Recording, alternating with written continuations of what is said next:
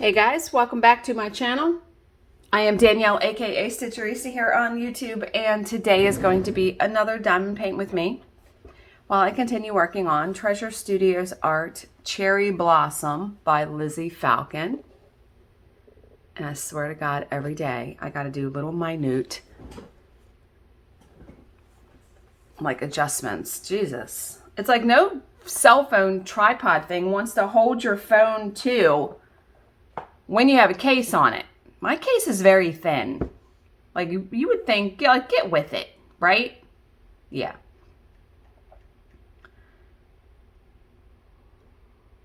The diamond painting, we know. It's Cherry Blossom by Lizzie Falcon, Treasure Studios Art.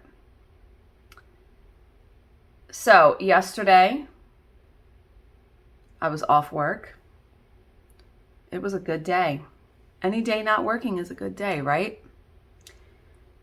I got video done and house stuff done, and I walked on the treadmill for half an hour, and yeah, I got some stuff done yesterday for sure. And then I actually found a new stitching spot. Up in my office, I have a daylight lamp, a floor lamp by my recliner. And I used to stitch there, and then I started stitching downstairs, but oh my God, I keep bumping the table with my chair and my coffee is on it.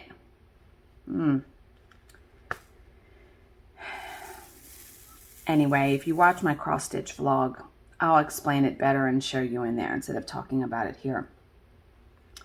But my hair appointment actually confirmed yesterday. Miracle upon miracles. So I have my hair appointment today at 5:30.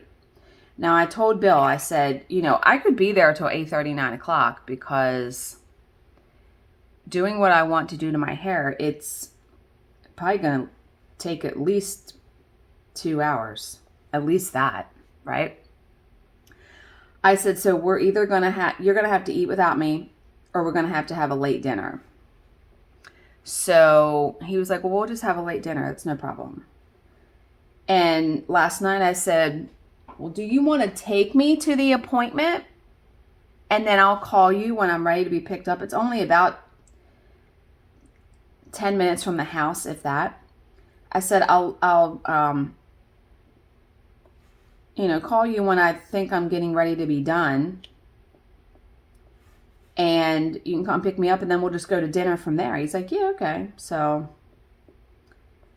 we're going to do that. And I really hope she can do it, the color that I want. I'm sure she can. She's really good with color. I've seen pictures on their Facebook page. And I mean, I haven't been there since January to get my hair cut. So I know she'll be doing a little trim, but I'm going to be emphatic about I'm letting it grow again, so just clean up the layers. Do not chop anything, right? Yeah. So I am working today, and I had this appointment scheduled a long time ago. So I had to let everybody know, look, I got to stop at 5 o'clock. If the job is still going, you guys are going to have to handle it yourselves till the end. And then I'll have to do stuff when I come back because I got to send the job to the proofreader. Yeah. And I watched a bunch of FlossTube last night. I watched some true crime. I watched Bailey Sarian, and I actually watched Kendall Ray. They were both really good. And I switched fabrics on my cross stitch piece. But yeah, like I said, watch my cross stitch vlog if you want. I'll explain all on that in today's segment. Yeah. Okay. Today's story is Audrey Marie Hilly. Alrighty. The tiny Alabama town of Blue Mountain has a sinister claim to fame. Really? It is the birthplace of two of America's most notorious black widows. One of these deadly women is Nanny Doss, the infamous giggling granny, who went on to murder 11 members of her family across Alabama, North Carolina, Kansas, and Oklahoma. Jesus, why? Might have to look her up. Giggling granny. Jesus Christ. The other is Audrey Marie Hilly, whose story is, if anything, more remarkable. So, okay. Born during the Great Depression. Ooh, so we got an old one. Born during the Great Depression on June 4th, 1933, Marie was the much-loved daughter of Huey and Lucille Frazier, hard-working local folk who were often forced to leave Marie in the care of relatives while they put in long hours at their jobs. I'm sure a lot of parents can relate to that, right? As if to compensate for this, they spoiled the child rotten, or at least to the extent they were able to on their meager wages. Marie was always neatly and prettily turned out in clothes that were better than those of her peers. She also got her way in most things and was prone to throwing temper tantrums if anything was denied to her. So, we setting this stage, right? Yeah. Yet, despite her sometimes bratty behavior, Marie grew to be a pretty outgoing and intelligent girl.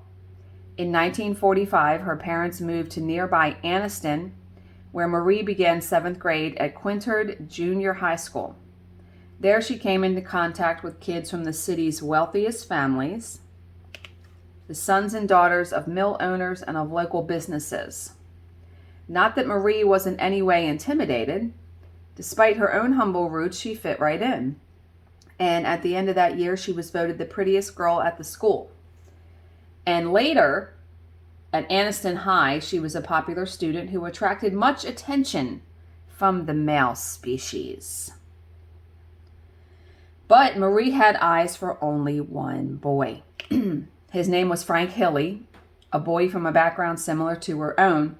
Huey and Lucille, who had hoped that their daughter might land a man from one of Anniston's moneyed families.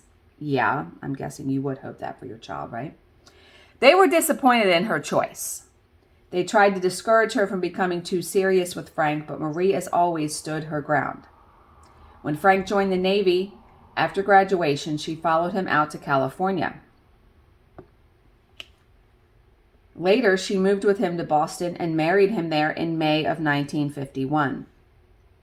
By the time they returned to Alabama the following year, Marie was 19 years old and pregnant with her first child. Her son Michael was born on November 11th, 1952. Okay, where does this story start going wrong? Because I'm guessing it's going to start going wrong. Okay, let me take a sip of coffee. So, to anyone looking from the outside in,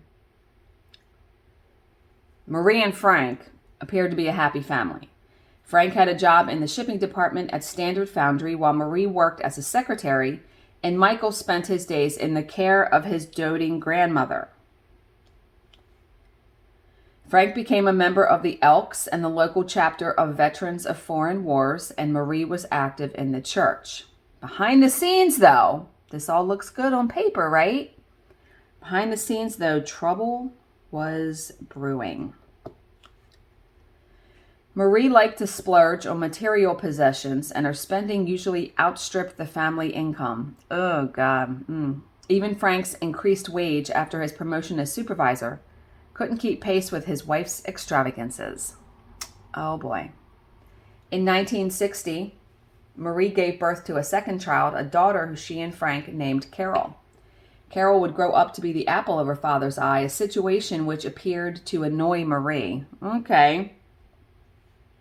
She was also annoyed that Carol turned out to be a bit of a tomboy, whereas she had wanted her daughter to be demure and ladylike. Marie's relationship with Frank was also under strain. She liked to taunt him with love letters she claimed to have received from male admirers, and her reckless spending went on unabated. So it's like a powder keg getting ready to explode, I'm guessing. Frank returned. Then in April of 1974, here we go. Frank returned early from work and caught Marie in bed with her boss, Walter Clinton. Dude. Still deeply in love with his wife, Frank was devastated by the betrayal, but soon his broken heart would be the least of his troubles. Oh boy. During the fall of 1974, Frank found that he was constantly tired and prone to frequent bouts of vomiting. Poison! Hello. Guarantee it. He put this down to the pressure he was under at work, to money troubles, and perhaps to the chemicals he had been exposed to at the foundry. Initially, he sought to tackle his symptoms with Alka-Seltzer, but by May, he was in such poor health that he finally went to see his family physician. However, nothing that the doctor prescribed for him seemed to help. On May 22nd, Frank was rushed to the hospital where tests showed that his liver had failed. Oh my God. Infectious hepatitis was diagnosed, but the prescribed medication had no effect. Frank's condition steadily worsened. He was jaundiced, hallucinating, and obviously in great pain. At one point, he had to be restrained from jumping out of a window. I can't even imagine feeling like that. At around 5 a.m. on the morning of May 25th, Frank's son Mike arrived to check on him and found him dead, with Marie fast asleep in a chair beside his bed, and the cause of death was given as hepatitis. We're guessing it's not hepatitis, though, right? So Frank was buried on May 27th, 1975, and thereafter Marie cashed in the $31,000 that was due to her on his insurance policy and went on a spending spree. In 1975, $31,000 was probably a lot of money. Because I remember when I graduated college in 1996, I only made $25,000. Yeah. So there was a new car, clothes and jewelry for herself, a diamond ring for her mother, clothes and appliances for Michael, a car and a stereo for Carol. Okay, the money worth around $165,000 in today's currency. That was a large chunk of change. So it didn't last long. No, it's not going to when you're buying 3 fucking cars. After Frank's death, Marie's mother, Lucille, came to live with Marie and Carol. Oh, God. Her grown son, Michael, also moved in for a time, bringing his new wife, Terry, with him. Wow, that was a household then. But Terry soon started suffering from nausea, stomach cramps, and vomiting, symptoms very similar to those experienced by Frank. Are you fucking kidding me right now? She was rushed to the hospital on at least 4 occasions, suffering a miscarriage on the last one. Oh, that poor woman. That was too much for Michael to take, and he and Terry moved out soon after. Yeah. Then Lucille was struck down by the same mystery illness. No, it's called poison.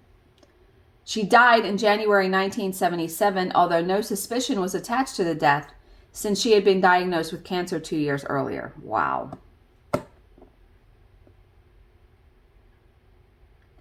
In August 1978, Marie was again shopping for life insurance. Okay, so it doesn't say if she got any money from Lucille. So don't know that. So she took out a $25,000 policy on her daughter Carol, who was by then 19 years old and a freshman in college. Within a month, Carol began complaining of nausea and affliction so bad that she was admitted to the emergency room on several occasions. Jesus. Doctors were perplexed by her condition, particularly as nothing they prescribed seemed to alleviate the symptoms. And things got so bad that in mid-1979, Marie gave her daughter an injection that she said would alleviate the nausea. She claimed she had been given the medication by a friend of hers who was a registered nurse, but the injection did not help. In fact, it made things worse. Yeah, no shit. Carol started complaining about numbness in her hands and feet and was taken to hospital for further tests. My God, how can you do that to your own child? But still, the attending physicians could not find the source of Carol's ailment. They even began to suspect that her symptoms might be psychosomatic and recommended a transfer to Caraway Methodist Hospital in Birmingham, Alabama, where she could undergo psychiatric evaluation. While Carol was there, Marie twice gave her shots of the mystery drug that she claimed to have received from her nursing friend, and she warned Carol not to say anything as that would get her friend in trouble. No, it would be getting Marie in trouble. About a month after Carol was admitted to Caraway Methodist, doctors called Marie in for a conference and told her that they now suspected that Carol was suffering from heavy metal poisoning. Marie was vehement in her rejection of that theory, and that same afternoon had Carol transferred to the University of Alabama Hospital in Birmingham. But Carol's medical file accompanied her on that journey, and doctors at the university hospital immediately started testing for heavy metals. The symptoms certainly matched the diagnosis. Carol's hands and feet were numb, she had nerve damage, and she had lost most of her deep tendon reflexes. The clincher was the presence of Aldrich-Mees lines on Carol's toenails and fingernails, and this is a clear indicator of arsenic poisoning. What did I fucking say? Poison. We knew this. With the probable cause of Carol's illness now isolated, doctors sought confirmation by sending samples of her hair for testing. These revealed 50 times the normal level of arsenic. 50 times. And since there was no indication as to how Carol might accidentally have ingested such a high amount of the toxin, the hospital called in the police. Their independent test conducted by the Alabama Department of Forensic Sciences showed results consistent with the poison being administered in ever-increasing amounts over a period of 4 to 8 months. During the course of this investigation, the police also learned of the untimely death of Frank, who had suffered symptoms that were remarkably similar to those of his daughter. So, Frank's body was exhumed for testing on October 3rd, 1979, with analysis showing 10 times the normal level of arsenic in hair samples and 100 times the normal level in the toenails. Jesus Christ. The conclusion was that Frank had been deliberately given arsenic over a number of months and that the toxicity in his body had gradually increased to the level where it had killed him. He had died a protracted and painful death. Wow. Of course, there was an obvious link between the two poisoning victims, Frank and Carol. That link was Marie, who had benefited financially from Frank's death and would have received another payday had Carol's illness run its course. Ironically, Marie was in the county lockup at that time, awaiting trial for fraud charges relating to bad checks. Now she had a far more serious indictment to answer to. On October 9th, 1979, she was charged with the attempted murder of her daughter. A subsequent search turned up a vial in her purse, which was tested and found to contain traces of arsenic. Investigators believe that she had obtained the lethal substance from a commercially available brand of rat poison. I can't imagine being Carol and realizing your mother was trying to poison you and kill you, and that she did it to your father as well. How do you reconcile that in your brain? I don't know. So at this point, Marie had still not yet been indicted for Frank's murder. On November 9th, she was released on bond of just $10,000 and promptly disappeared. A note left at a local motel where she had been staying indicated she had been kidnapped, but the police weren't buying that ruse. Yeah, come on. She was listed as a fugitive from justice, and a warrant was issued for her immediate arrest. On November 19th, there was a break-in at the home of one of Marie's aunts. Items of women's clothing and an overnight bag were taken, and the family's car was also missing. A note left by the perpetrator warned the family not to inform the police or we will burn you out. What the hell does that mean? Set your house on fire? But investigators had little doubt as to who might have written the threatening message, and with a description of the car that Marie was driving and the clothes she was likely to be wearing, they were confident they would make a quick arrest. Unfortunately, they had vastly underestimated Marie's criminal cunning. She would prove to be a very slippery customer indeed to catch. So by the turn of the year, Marie was still at large. The FBI was called into the investigation. Wow, it keeps going. Yet, despite the Bureau's vast resources, despite a massive multi-state manhunt, there was no sign of Marie. On January 11th, 1980, the search became even more urgent when Marie was indicted for the murder of Frank. In the interim, the authorities had carried out 2 more exhumations of Marie's mother, Lucille Frazier, and her mother-in-law, Carrie. Both women were found to have elevated levels of arsenic in their bodies, although the amounts were not considered fatal. So she has now killed about 5 people, right? But where was Marie while all of this was going on? After fleeing Alabama, she traveled to Florida, where she assumed a new identity, calling herself Robbie Hannon. In May of 1980, she met a man named John Homan, who she subsequently married, taking his last name. And in 1981, she and John moved to New Hampshire. Marie spoke frequently of her imaginary twin sister, Terry, who supposedly lived in Texas. And given what happened next, it is clear she was laying the ground for yet another of her outrageous deceptions. My God. So in the summer of 1982, Marie informed her husband that she needed to take a trip to Texas to attend to some family business and also to see doctors about an undisclosed illness. John was reluctant for her to make the journey alone, especially if she was ill, but Marie insisted. Yeah, any normal spouse would be like, no, you shouldn't go by yourself. I'm going to come with you. So, but Marie insisted, and she left in August 1982 and traveled to Texas and Florida, now using the alias Terry Martin. About a month later, she called John from Texas, identifying herself as Terry, his wife's twin sister. She told him that Robbie had died, but that there was no need for him to come to Texas since there would not be a funeral.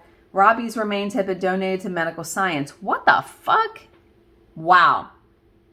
One can only assume that the impact that this devastating news must have had on John, right? But Marie wasn't done with him just yet. On November 13th, 1980, she showed up in New Hampshire with a new hairstyle and hair color and having lost a considerable amount of weight. She introduced herself as Terry, the twin of his deceased wife, and amazingly, John bought it. He believed her. Can you imagine? Soon after Marie's return to New Hampshire, John placed an obituary to his dead wife in this local newspaper. Then, on Marie's insistence, he took her to her sister's former place of employment, where she introduced herself to Robbie's former colleagues as Terry, the twin sister they had heard so much about. And it was another brilliant piece of acting on Marie's part, but not everyone was convinced. And, yeah. Speculation as to the true identity of Marie would continue for months until someone eventually contacted the New Hampshire State Police and reported their suspicions. A covert inquiry was launched, leading investigators to the conclusion that Robbie was indeed posing as her own twin, possibly as a means to pull off an insurance scam. Marie had, in the meanwhile, found a job and had settled down to life with John, telling him that they could provide comfort to one another while they were getting over Robbie's death. Wow. The police pulled her in for questioning in January of 1983. During that interrogation, she stunned investigators by admitting that she was not Terry Martin. She was not even Robbie Homan, but Audrey Marie Hilley, currently a fugitive from justice and a murder suspect in Alabama. So I guess she just couldn't keep up the ruse anymore, because that had to have been extremely difficult to keep up something like that, right? So Marie was returned to Alabama on January 19th, 1983. With her bail set at $320,000, she would spend the time leading up to her trial behind bars. But at least she had the love of her family to see her through. Even Carol, the daughter she had tried to murder, forgave her. That had to have been tough. So too did John. Despite the horrible deception that Marie had pulled on him, he moved to Anniston to be close to her. Well, because he loved her. Right? I don't know that I would be able to do that, but Jesus Christ. Audrey Marie Hilley was brought to trial in June 1983, and the case against her was overwhelming. And despite Carol testifying that she did not believe her mother had tried to kill her, yes, she did, the jury took just 3 hours to return its verdict, and Marie was found guilty of the murder of Frank and of the attempted murder of Carol. The following day, she received a life sentence for murder and 20 years for the attempted murder, so she's not getting out of prison. Marie was transferred to Tutwiler State Women's Prison in Wetumpka, Alabama, to begin her sentence. And there she proved to be a model prisoner and was reclassified within 2 years as a minimum security inmate. That meant that she qualified for periodic furloughs. The first of those, an 8-hour pass, was granted in late 1986. Oh boy, that's not going to go well. But the authorities had still not learned their lesson with Marie. Marie was a runner, right? Who would never accept her incarceration, no matter how cushy the conditions. 3 furloughs came and went without incident.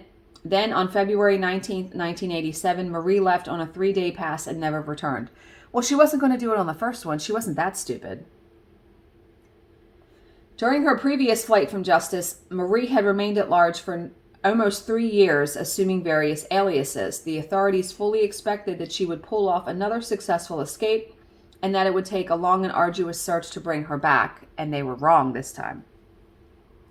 On the wet and cold evening of February 26th, a 911 call brought police and emergency services to a house on the outskirts of Blue Mountain, Alabama.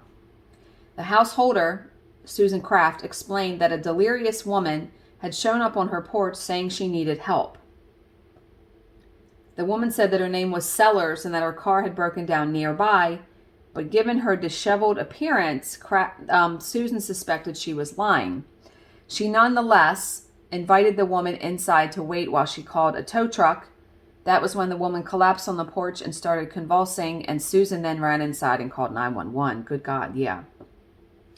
Marie had spent 4 days wandering the woods between Anniston and Blue Mountain, sleeping outdoors without shelter or warm clothing in wet and frigid conditions. By the time she collapsed on Susan's porch, she was suffering from acute hypothermia. She was still alive when paramedics arrived, but soon lapsed into unconsciousness, and she died of heart failure on the way to the hospital. Oh my. So Marie was laid to rest by her children on February 28th, 1987. The grave that she occupies is beside Frank, the husband she actually murdered. Wow, that was quite the story. All those people she killed just to get money. And again, these people think they're not going to get caught, that they're going to get away with it. She did get away with it for a time, but I think she just would have went on killing people until she died, right? Crazy pants. Like, the lies and the deceit that you have, your body has to constantly be under stress in doing that. I can't imagine. Wow. Okay. We always end on a positive affirmation because good night. We surely need to do that. So it is from A Year of Positive Thinking by Cindy Spiegel. And today is Friday, August 6th. And this one is entitled, You Are Not Broken. You do not need to be fixed, nor do you need to become someone else's version of perfection. You are a human being experiencing the highest of highs and the lowest of lows. Accept that you are not damaged. You will sometimes feel broken and sometimes feel more tougher than you ever dreamed possible. But either way, you are an extraordinarily complete person. Strong, vulnerable, and alive. You, my dear, are not broken. You are exceptionally human. Yeah. Don't let anyone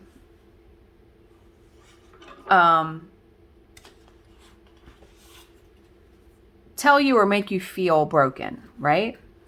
Like I said, it took me a long time to come to the realization that just because I don't like swimming, I don't like the water really, I don't like big gatherings or being extremely social, that just because Bill likes that there's something wrong with me. No, there's nothing wrong with me.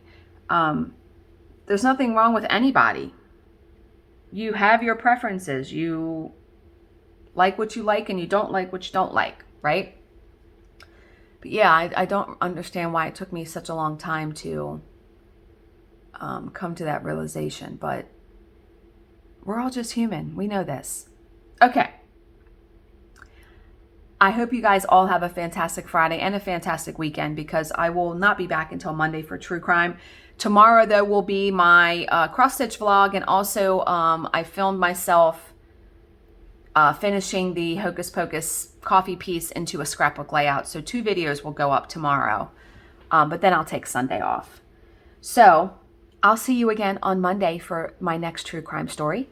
As always, if you have any questions, please leave them in the comments section below, and I will answer them to the best of my ability. Thank you so much for watching and subscribing, and I will see you in my next video. Bye, guys.